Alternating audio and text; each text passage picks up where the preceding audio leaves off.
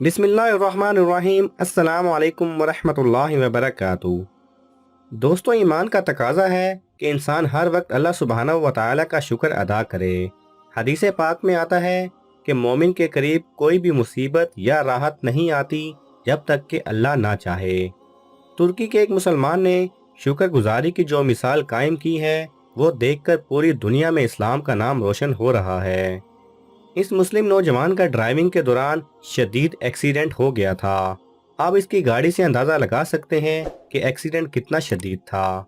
लेकिन अल्लाह चाहे तो कोई भी मुसीबत इंसान का कुछ भी नहीं बिगाड़ सकती।